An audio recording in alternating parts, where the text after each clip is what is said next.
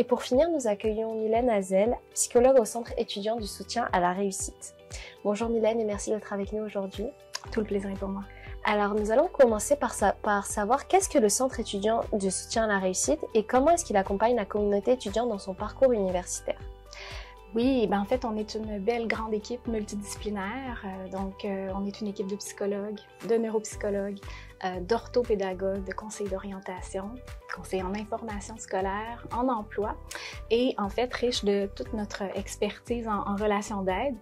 On s'assure vraiment d'accueillir chaque personne étudiante qui se présente chez nous pour l'aider en fait à se doter des bons outils pour s'assurer d'une belle réussite dans les études, mais aussi d'un bien-être à travers le parcours universitaire.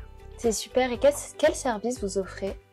En fait, c'est une vaste gamme de services. Je commencerai en parlant peut-être des services en orientation puis en information scolaire.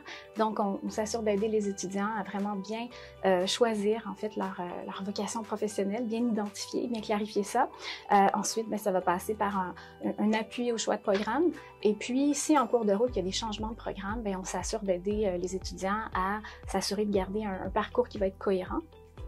Ensuite, on est là aussi en soutien aux apprentissages, en fait, tout au long du parcours, que ce soit en commençant dès le départ au premier cycle, mais aussi jusque dans les cycles supérieurs, parce qu'on sait qu'il y a des adaptations de ce côté-là aussi. Alors, on vient en appui pour aider les étudiants à bien apprendre, à bien intégrer leur savoir. Donc, ça peut passer à travers du soutien au niveau des préparations d'examen, mais aussi, en fait, vraiment développer un sentiment d'efficacité dans la gestion du temps, les méthodes d'études, les travaux, la réalisation de toutes les évaluations qui sont demandées. Alors, bien sûr, la santé mentale, c'est aussi important à travers le projet d'études.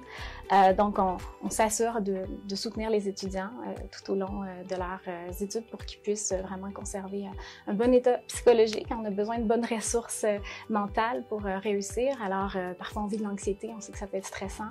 On peut être là pour aider à soutenir la motivation, la persévérance, surmonter certains défis, des blocages aussi, grâce au soutien psychologique. Puis, enfin, il y a aussi le service en fait qui aide à la transition vers le marché de l'emploi.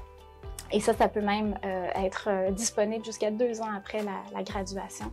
Et j'ai peut-être oublié de parler des personnes qui sont là pour venir en appui aux personnes en situation de handicap aussi. Il y a toute une gamme de services spécialisés. Alors, on fait ça de manière individuelle, mais aussi on a des ateliers de groupe en fait pour accompagner les étudiants en besoin. C'est génial. Et comment la communauté étudiante peut bénéficier de tous ces services? En fait, c'est simple. Je pense que c'est vraiment d'aller visiter la section du soutien aux études sur la page web des services à la vie étudiante. En fait, on y trouve toutes les modalités d'accès aux services, la façon de prendre rendez-vous et puis la description en fait des services qui sont offerts. Mais on peut vraiment, je pense aussi venir sur place. Il y a toujours quelqu'un disponible pour répondre aux questions, orienter vers le bon service. Et puis, on est là à l'année longue, même l'été. Alors, de ne pas hésiter à venir même avant le début de la première session pour mettre les choses en place s'il y a un besoin. C'est super. Et quels services sont disponibles pour les étudiants en situation de handicap et comment est-ce qu'ils peuvent y accéder? Oui, tout à fait. Alors, on a un service dédié aux personnes en situation de handicap. Alors, ce sont des conseillers qui offrent un accompagnement individuel, personnalisé et on va s'assurer de bien comprendre la situation de cette personne et puis de lui offrir des modalités d'apprentissage qui vont être adaptées, donc un soutien peut-être aux apprentissages, mais aussi des mesures d'accommodement pour adapter les modalités d'évaluation tout au long du parcours et de coordonner un petit peu ces mesures-là. Donc vraiment, je pense que encore une fois, c'est d'aller sur le site web. Tout est bien expliqué là, pour accéder à ce service-là. Super, et j'ai une dernière question. Quels conseils donneriez-vous aux étudiants et étudiantes qui souhaitent se donner toutes les chances pour réussir? Oui, il y a plein de choses en fait que j'aurais envie de dire, mais moi je dirais peut-être pour commencer, s'assurer peut-être d'avoir une bonne réflexion autour du projet professionnel, donc du choix de programme aussi, parce que c'est certain que quand on aime ce qu'on étudie, ce qu'on apprend, puis qu'on est motivé à l'égard de notre future profession, ben, ça aide au niveau de l'engagement, la persévérance scolaire.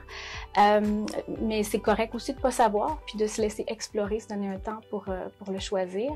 Je pense qu'il y a aussi quelque chose de très important autour de l'entourage, savoir s'entourer dès le départ, se faire des amis, participer aux activités sociales, se faire des collègues aussi simplement dans les classes, parce que ben, c'est bien sûr beaucoup plus motivant. Et puis, ben, c'est précieux en cas de difficulté aussi.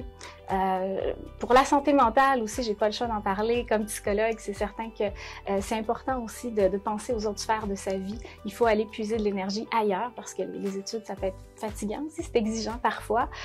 Donc, il faut aller se ressourcer, se recharger ailleurs dans notre vie, dans nos loisirs, dans notre vie sociale, dans des bonnes habitudes de vie aussi.